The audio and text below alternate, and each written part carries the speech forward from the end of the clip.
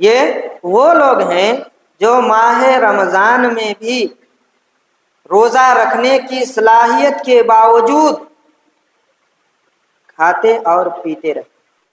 آج رمضان المبارک کی پہلی تاریخ ہے،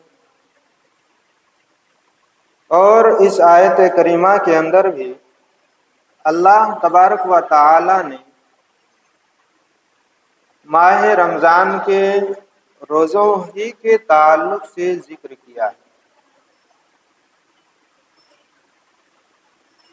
اللہ نے فرمایا یا ایھا الذین آمنوا، اے ایمان والو،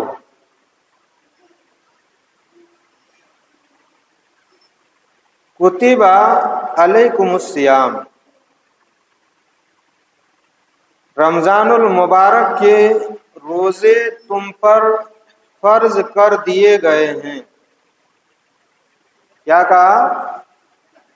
اللہ تبارک و تعالی نے بھی ہمیں مخاطب کر کے کہا کہ یا ایھا الذین آمنوا، اے ایمان والو،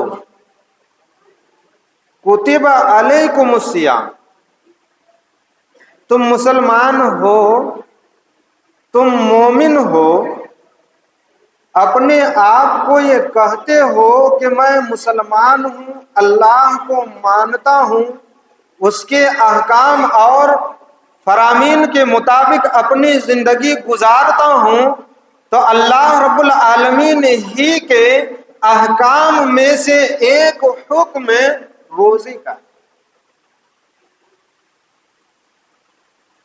اور اللہ نے آسان کر دیا یہ کہہ کر کے کہ ایسا نہیں ہے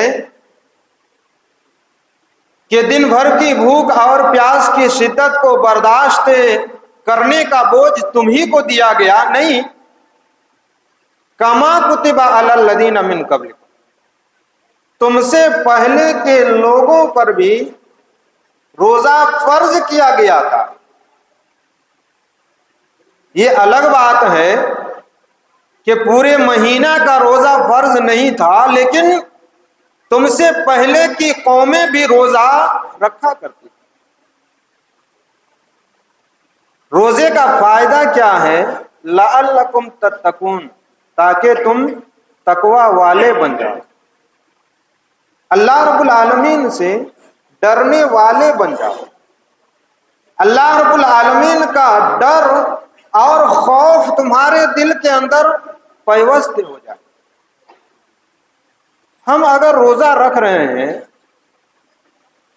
اور ہماری زندگی کے اندر کوئی بدلاؤ نہیں آ پایا، ہمارے اندر کوئی چینجنگ نہیں آئی، ہماری نجی زندگی کے اندر کوئی سدھار نہیں آیا، تو یہ ایک مہینے کا روزہ رکھنا، دن بھر کی بھوک اور پیاس کی شدت کو برداشت کرنا رائے گاں چلا جائے گا۔ اس لیے کہ روزے کا مقصد ہی ہے حصول تقوی، یعنی اللہ والا آدمی بن جائے، آدمی اللہ والا بن جائے، اپنی آگے کی زندگی اس کو بھول جائے۔ اب جو رمضان اسٹارٹ ہو گیا، رمضان کا آغاز ہو گیا، تو اپنے گناہوں سے توبہ اور استغفار کر کے ایک پاکیزہ زندگی گزارنے کا وہ عہد کرے اور ایک ارادہ بنائے، ایک عزم کرے کہ میں جو آگے کی زندگی میری ہوگی اس کو اچھائی کے ساتھ بتاؤں گا، بہتر طریقے سے بتاؤں گا۔ تو اللہ نے کیا کہا؟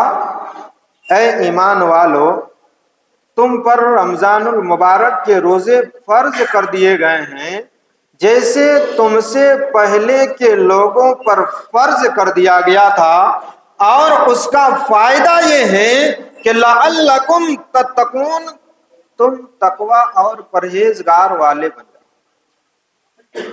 متقی اور پرہیزگار بن جاؤ۔ تو اس ماہ کے روزہ رکھنے کے لیے سب سے جو پہلی چیز ہے وہ نیت. کسی بھی نیک عمل کے لیے نیت اور ارادے کا ہونا ضروری ہے. اللہ کے رسول جناب محمد الرسول اللہ صلی اللہ علیہ وسلم نے ارشاد فرمایا کہ من لم یبیت الصیام فلا صیام لہ. جس نے من لم یبیت الصیام قبل طلوع الفجر فلا صیام لہ، جس آدمی نے طلوع فجر سے پہلے روزے کی نیت نہیں کی اس کا روزہ نہیں ہو. طلوع فجر سے پہلے نیت کرنا ہے. کسی بھی نیک عمل کے لیے ہمارے نیت اور ارادے کا ہونا ضروری ہے. اور نیت کہتے ہیں دلی ارادے کو. ہم من ہی من میں یہ ارادہ کریں کہ رمضان آ گیا ہے، میں اس کے 30 روزے کو 29 روزے جتنے بھی ہوں گے اس ماہ کے روزے میں ان کو مکمل رکھوں گا. آپ کی نیت ہو گئی، آپ نے دل میں ارادہ کر لیا. زبان سے نیت کرنا بدعت، زبان سے نیت کرنا بدعت. وہ جو دعائیں آپ اشتہارات میں دیکھ رہے ہیں وہ لوگوں کی بنائی ہوئی ہے. وہ لوگوں کی کیا کی ہوئی ہے؟ وہ لوگوں کی بنائی ہوئی ہے، وہ دعا نہیں ہے. وہ بے سومن کیا کیا ہے وہ. اللہ کے رسول صلی اللہ علیہ وسلم کو اللہ رب العالمین کی طرف سے جتنے بھی احکام دیے گئے ہیں ان احکام اور ان عملوں کا ارادہ نیت سے ہوتا. آپ دل میں سوچ لیں اور اس کو انجام دے دیں، اللہ رب العالمین اس کا ثواب آپ کو عطا کرے گا. 2-4 لوگوں کو نیت کر کے سنانے کی ضرورت نہیں. تو روزہ رکھنے کے لیے سب سے جو پہلی چیز ہے وہ نیت ہے، اور اس کے بعد آتا ہے معاملہ سحری کا. راوی حدیث حضرت انس بن مالک رضی اللہ تعالی عنہ وہ کہتے ہیں کہ اللہ کے رسول جناب محمد الرسول اللہ صلی اللہ علیہ وسلم نے ارشاد فرمایا کہ تسحروا، تم سحری کھایا کرو. فَإِنَّ فِي السُّحُورِ بَرَکَۃ، سحری کے اندر اللہ تبارک و تعالی نے برکت رکھی. تو سحری کھانا کیا ہے؟ سنت ہے. اللہ کے رسول صلی اللہ علیہ وسلم نے ہم کو حکم دیا ہے، اسی لیے ہم سحری کیا کرتے ہیں؟ کھاتے ہیں. اگر کوئی آدمی سحری نہیں کھاتا ہے تو اس کے لیے دن بھر کے روزے کو مکمل کرنا انتہائی کٹھن اور مشکل ہو جاتا ہے. اگر کسی سے سحری چھوٹ جاتی ہے اور اس کی نیت ہے کہ میں روزہ رکھوں گا کل اٹھ کر کے، اور اس نے سحری نہ بھی کھائی ہو تو اس کا روزہ مکمل ہو جائے گا. لیکن سحری کرنا بہتر ہے، اچھا ہے. اللہ کے رسول صلی اللہ علیہ وسلم نے فرمایا کہ اس کے اندر برکت ہے. اور وہ برکت کیسے کہ آدمی جب سحری کر لیتا ہے تو وہ دن بھر آسانی کے ساتھ روزے کو مکمل کر لیتا. اس لیے ہمیں اس حدیث سے پتہ چلا کہ سحری کا اہتمام کرنا چاہیے. دوسری حدیث کے اندر اللہ کے رسول جناب محمد الرسول اللہ صلی اللہ علیہ وسلم نے ارشاد فرمایا، کہا کہ سحری کھایا کرو، اس لیے کہ اللہ رب العالمین سحری کھانے والے بندوں پر اپنی رحمتیں نازل کرتا ہے. کیا فرمایا اللہ کے رسول صلی اللہ علیہ وسلم نے؟ کہ سحری کھایا کرو، اس لیے کہ جو بندے سحری کھایا کرتے ہیں اللہ تبارک و تعالی ان پر اپنی رحمت کرتا ہے اور فرشتے اس کے لیے مغفرت کی دعا کرتے ہیں. تو آپ کو پتا چل گیا کہ سحری کیوں کھانا چاہیے اور اس کا فائدہ کیا ہے. جب ہم سحری کھا لیتے ہیں تو پھر ہم روزے کے اندر گھس جاتے ہیں. ہم سحری کھا لیے، اب ہم روزہ دار ہو گئے. اب دن بھر ہم کو کھانا پینا نہیں، اللہ رب العالمین کی عبادت میں لگے رہنا ہے، قرآن کی تلاوت کرنی ہے، دعائیں کرنی ہے، اللہ رب العالمین سے مغفرت مانگنی ہے، اللہ رب العالمین سے جتنا مانگنا ہے اتنا مانگ لیا جائے۔ اب ہم جب روزے میں آ گئے تو اب ضروری ہے کہ ہم اپنے روزے کی حفاظت کریں۔ جی آپ نے 50,000 روپے کا آئی فون لیا اور لا کے گھر میں پٹک دیا، آپ کو کوئی فائدہ نہیں ہوا۔ آپ نے لاکھ روپے کی موبائل خریدی، آپ نے گھر میں لا کر کے پٹک دیا، کوئی فائدہ حاصل ہوا آپ کو؟ بجائے اس کے کہ وہ پیسہ آپ کے کام آتا، آپ نے برباد کر دیا۔ تو روزہ جو ہے ہمارا، اس کی حفاظت ضروری ہے۔ کن چیزوں سے؟ راوی حدیث حضرت ابو ہریرہ رضی اللہ تعالیٰ عنہ ہیں، اللہ کے رسول جناب محمد الرسول اللہ صلی اللہ علیہ وسلم نے ارشاد فرمایا کہ من لم یدع قول الزور والعمل به فلیس للہ حاجۃ ان یدع طعامہ وشرابہ۔ اللہ کے رسول صلی اللہ علیہ وسلم نے فرمایا کہ من لم یدع قول الزور، جس آدمی نے روزہ رکھنے کے بعد بھی بیکار قسم کی باتیں، بے حیائی کی باتیں، فحش گوئی کی باتیں نہیں چھوڑا، والعمل بھی، جھوٹی اور الٹی سیدھی باتیں ترک نہیں کی، یا ان جھوٹی اور بنی بنائی ہوئی باتوں پر اس نے عمل کو ترک نہیں کیا، اللہ کے رسول صلی اللہ علیہ وسلم نے فرمایا کہ جب اس نے اپنے روزے کی حفاظت بے حیائی کے کاموں، بے حیائی کی باتوں اور بے حیائی کے عملوں سے نہیں بچایا، تو ایسے آدمی کے روزے کی اللہ رب العالمین کو کوئی ضرورت نہیں۔ اللہ رب العالمین کو ایسے شخص کے روزے کی کوئی ضرورت نہیں ہے۔ روزہ دار وہی ہے جو کھانے پینے سے رکنے کے ساتھ ساتھ اپنے آپ کو گناہ کے کاموں سے بھی روک رہا، گناہ کی باتوں سے بھی روک رہا ہے، اور اپنی حفاظت کر رہا ہے، اپنے روزے کی حفاظت کر رہا ہے۔ روزے کا مقصد کیا ہے؟ تقویٰ ہے، اللہ رب العالمین کا خوف ہے، اللہ رب العالمین کا ڈر ہے۔ اسی لیے دوسری حدیث کے اندر اللہ کے رسول جناب محمد الرسول اللہ صلی اللہ علیہ وسلم نے ارشاد فرمایا کہ روزہ یہ نہیں کہ آدمی کھانے پینے سے رک جائے، دراصل روزہ تو یہ ہے کہ آدمی لغو اور بے حیائی اور برائی کے کاموں سے اپنے آپ کو روکے رکھے۔ جی کھانے پینے کے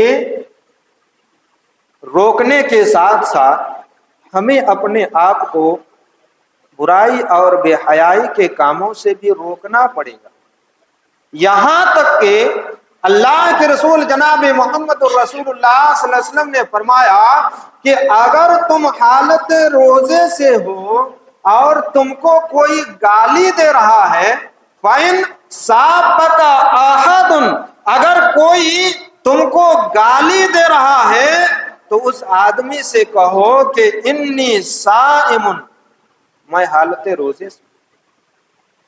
تم گالی دے رہے ہو، ٹھیک ہے، تم ہم سے جھگڑا کر رہے ہو، ٹھیک ہے، تم ہم کو الٹی سیدھی باتیں کر رہے ہو، بول رہے ہو، ٹھیک ہے، لیکن میں تو روزے سے ہوں، میں تم کو الٹی سیدھی باتیں نہیں کر سکتا۔ تقویٰ یہی، پرہیزگاری یہی ہے، یہ نہیں کہ جب اس نے ایک سنائی تو ہم اس کو 10 سنا دیں اور ہمارا روزہ کیا ہو گیا؟ برباد ہو گیا۔ ہمارا روزہ کیا ہو گیا؟ ہماری بد زبانی کی وجہ سے، ہماری بد کوئی کی وجہ سے، ہمارے برے کاموں اور بری باتوں کی وجہ سے ہمارا روزہ خراب ہو گیا تو یہ تقویٰ نہیں ہے۔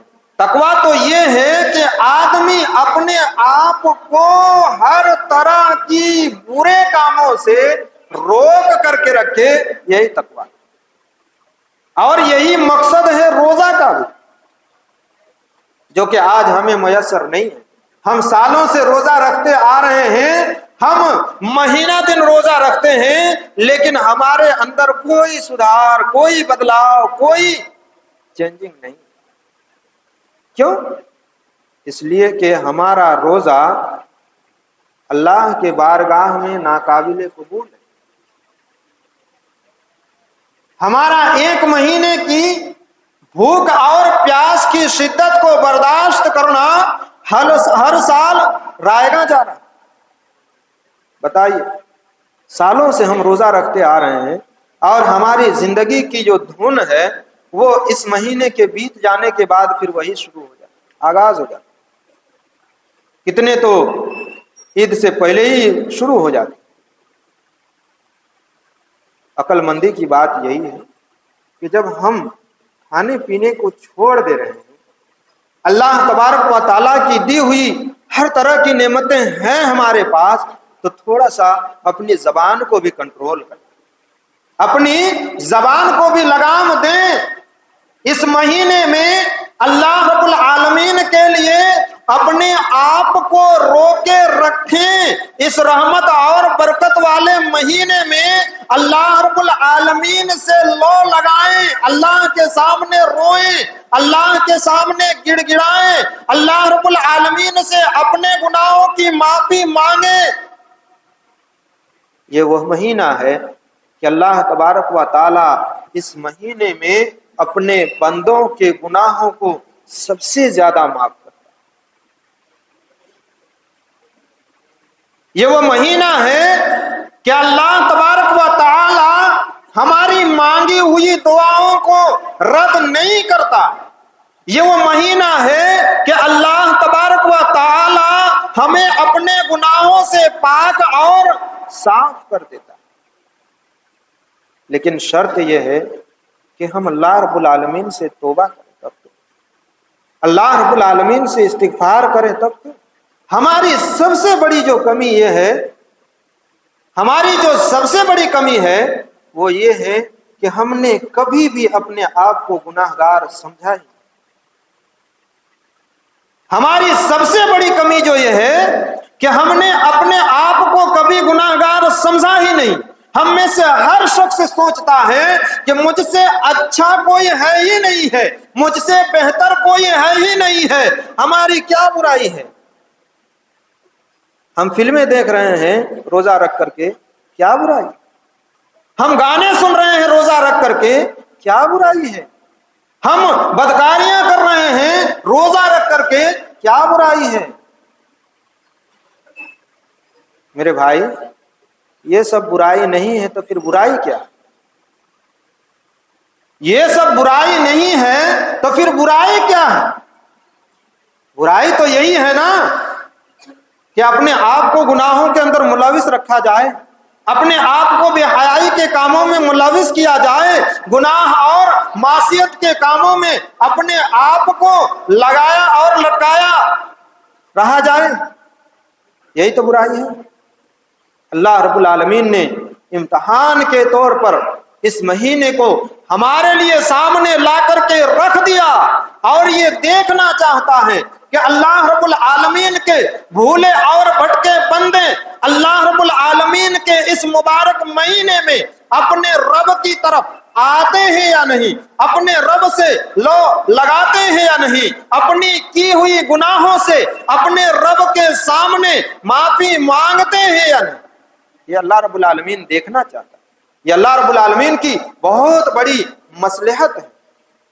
ہماری عقل مندی یہی اسی میں ہے کہ ہم اس مہینے کی برکت کو، اس کی رحمت کو، اس کی مغفرت کو اپنے دامن میں سمیٹنے کی کوشش کریں، ورنہ ہم اس دنیا میں بھی خسارہ اور نقصان اٹھانے والوں میں سے ہو جائیں گے، اور آخرت میں جو ہمارے ساتھ ہونا ہے وہ تو جو لوگ صلاحیت کے باوجود بھی، جو لوگ طاقت کے باوجود بھی روزہ نہیں رکھتے ہیں، ان کے پاس کوئی عذر نہیں ہے، کوئی بہانہ نہیں ہے، لیکن اس کے باوجود بھی وہ روزہ نہیں رکھتے ہیں، نہ ہی وہ مریض ہیں اور نہ ہی وہ حالت سفر میں ہیں، اس کے باوجود بھی وہ روزہ نہیں رکھ رہے ہیں اور آرام سے کھا رہے ہیں، پی رہے ہیں، ان کو کوئی فرق نہیں پڑتا، تو وہ یہ حدیث اپنے قلب و جگر کے اندر بیٹھا لیں۔ راوی حدیث حضرت ابو امامہ باہلی رضی اللہ تعالیٰ عنہ، وہ کہتے ہیں کہ اللہ کے رسول جناب محمد الرسول اللہ صلی اللہ علیہ وسلم نے ارشاد فرمایا کہ میں ایک رات سویا ہوا تھا، غور سے سنیے گا اس حدیث کو، میں ایک رات سویا ہوا تھا، دو آدمی میرے پاس آئے اور انہوں نے آ کر کے مجھ سے کہا، ایک اونچی جگہ تھی جس پر چڑھنا میرے لیے ممکن نہیں تھا، کہا کہ اس پر چڑھیے آپ۔ غور سے سنیے گا حدیث کو، صحیح ابن خزیمہ کی حدیث ہے۔ کیا کہا کہ میں سویا ہوا تھا اور میرے پاس دو آدمی آئے، نبی صلی اللہ علیہ وسلم خواب دیکھ رہے ہیں، اور نبی کا خواب بھی کیا ہوتا ہے؟ سچا ہوتا ہے۔ کہا کہ دونوں آئے اور کہا کہ آپ اس پہاڑی پر چڑھیے۔ اللہ کے رسول صلی اللہ علیہ وسلم نے کہا کہ یہ اتنا اونچا ہے، اس پر میرا چڑھنا تو ممکن نہیں۔ کہا کہ ایسا ہے کہ آپ چڑھیے، ہم لوگ آپ کو سہارا دے کر کے اوپر چڑھائیں گے۔ اللہ کے رسول جناب محمد الرسول اللہ صلی اللہ علیہ وسلم نے فرمایا کہ میں ان دونوں آدمی کے سہارے، دونوں فرشتے تھے، ان دونوں آدمی کے سہارے پہاڑ کی چوٹی پر پہنچا۔ غور سے سن رہے ہیں نا آپ؟ میں اس پہاڑ کی چوٹی پر پہنچا، میں نے لوگوں کی چیخ و پکار سنی، لوگ دہاڑے مار مار کر کے رو رہے تھے، لوگ چیخ چیخ کر کے رو رہے تھے، لوگ پیٹ پیٹ کر کے رو رہے تھے۔ اللہ کے رسول جناب محمد الرسول اللہ صلی اللہ علیہ وسلم رحمت للعالمین تھے، آپ کے اندر اللہ تبارک و تعالی نے رحمت و شفقت کا مادہ اعلیٰ کوالٹی کا رکھا تھا۔ نبی نے جب ان کی چیخ و پکار سنی، ان دونوں آدمیوں سے پوچھا کہ یہ کون لوگ ہیں؟ اللہ کے رسول صلی اللہ علیہ وسلم سے بتایا گیا کہ یہ وہ لوگ ہیں جو دنیا کے اندر بے حیائی اور برائی اور گناہ کے کام کیا کرتے تھے، اللہ رب العالمین کی نافرمانیاں کیا کرتے تھے، اللہ کی عبادت سے، اس کی بندگی سے کوسوں دور رہا کرتے تھے۔ یہ وہی لوگ ہیں، اللہ رب العالمین نے ان کو آج جہنم کے اندر کیا کیا ہے؟ ڈال۔ یہ چیخ رہے ہیں، پکار رہے ہیں، چلا رہے ہیں اور ان کو عذاب ہو۔ اللہ کے رسول صلی اللہ علیہ وسلم نے فرمایا کہ پھر ان دونوں نے مجھ سے کہا کہ آپ آگے چلیں۔ اللہ کے رسول صلی اللہ علیہ وسلم نے کیا کہا کہ ان دونوں نے مجھ سے کہا کہ تھوڑا آگے چلیے۔ یہاں سے غور سے اور سنیے۔ کہا کہ جب میں آگے گیا تو کچھ لوگوں کو دیکھا کہ ان کے پاؤں کو باندھ دیا گیا ہے، یعنی ان کو الٹا لٹکا دیا گیا۔ اللہ کے رسول صلی اللہ علیہ وسلم کیا کہہ رہے ہیں کہ میں نے جب آگے بڑھا تو میں نے دیکھا کہ کچھ لوگ الٹا لٹکے ہوئے ہیں اور ان کے جبڑے کو چیر دیا گیا۔ یہ جو ہے نا، اس کو چیر دیا گیا ہے پورا، اور ان جبڑوں سے برابر خون رس رہا ہے، گر رہا ہے۔ اللہ کے رسول صلی اللہ علیہ وسلم نے دیکھا جب یہ حالت، ان لوگوں کی دیکھی جب یہ حالت، تو اللہ کے رسول صلی اللہ علیہ وسلم نے پھر سوال کیا ان دونوں آدمی سے، کہا کہ ان کو الٹا لٹکا دیا گیا ہے اور ان کے جبڑے چیر دیے گئے ہیں، پھاڑ دیا گیا ہے ان کے منہ کو، اور ان کے منہ سے برابر خون رس رہا ہے، ان کے منہ سے برابر خون گر رہا ہے، اور یہ عذاب کے اندر مبتلا ہیں، یہ کون لوگ؟ اللہ کے رسول صلی اللہ علیہ وسلم نے پوچھا۔ اللہ کے رسول صلی اللہ علیہ وسلم سے جواب دیا ان دونوں. کیا جواب دیا؟ کہا کہ یہ وہ لوگ ہیں جو ماہ رمضان میں بھی روزہ رکھنے کی صلاحیت کے باوجود کھاتے اور پیتے رہے. جی یہ کون لوگ ہیں؟ یہ وہ لوگ ہیں جو رمضان المبارک کے مہینے کا احترام نہیں کرتے تھے، یہ رمضان کے روزوں کو نہیں رکھتے تھے. اللہ نے جو روزہ فرض کیا ہے ان روزوں کا یہ اہتمام نہیں کرتے تھے. ان کے ان روزوں کے اہتمام نہ کرنے کی وجہ سے اللہ رب العالمین نے ان کو یہ عذاب دیا ہے کہ ان کو الٹا لٹکا دیا گیا ہے اور ان کے جبڑے چیر دیے گئے ہیں اور اس عذاب کے اندر مبتلا کر دیے گئے ہیں. پتہ یہ چلا اس حدیث سے کہ جو شخص بھی صلاحیت کے باوجود بھی، صحت مند ہونے کے باوجود بھی، جو عورتیں ہی بھی جو صلاحیت رکھتی ہیں روزہ رکھنے کی، ان کے پاس کیپیسٹی ہے، نہ وہ مسافر ہیں اور نہ ہی وہ مریض ہیں، وہ اعلیٰ روزہ رکھ سکتے ہیں، لیکن اس کے باوجود بھی ایسے لوگ روزہ نہیں رکھ رہی ہیں، تو کل کو قیامت کے دن جب حساب و کتاب ہوگا تو ایسے لوگوں کی پریشانیاں ہی پریشانیاں ہوں گی، اور جب ان کو جہنم کے اندر ڈال دیا جائے گا تو ایسے ہی ان کو بھی لٹکا دیا جائے گا اور برابر اسی عذاب کے اندر وہ مبتلا رہے. اتنا امپورٹنٹ ہے روزہ. جی ہم آپ کتنی آسانی سے چھوڑ دیتے. ہم آپ اس ماہ مبارک کی اہمیت کو کتنا آسان سمجھتے. نہیں میرے بھائی، ہم اللہ کے بندے ہیں، اللہ کے کچھ اصول ہیں، اللہ کا کچھ ضابطہ ہے جو ہم پر لاگو ہوتا ہے.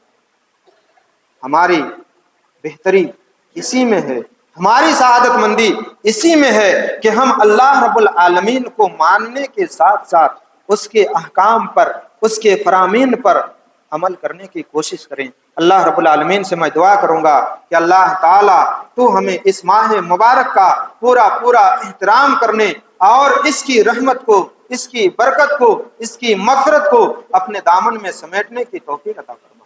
اے اللہ ہم میں سے جو لوگ روزہ نہیں رکھ پا رہے ہیں، اے اللہ تو انہیں اس لائق بنا دے کہ وہ روزہ رکھ سکیں اور تیرے دربار میں آ سکیں اور تجھ سے اپنے گناہوں کی معافی مانگ سکیں. اللہ تو ہمیں اس کی توفیق عطا فرما. جب تک ہمیں اس دنیا کے اندر رکھ، ایمان و اسلام پر ثابت قدم رکھ، اور جب ہمارا خاتمہ تو خاتمہ بالخیر عطا فرما. آمین ثم آمین. تقبل یا رب العالمین. استغفر اللہ لی و لکم ولسائر المسلمین واستغفروہ انہ هو الغفور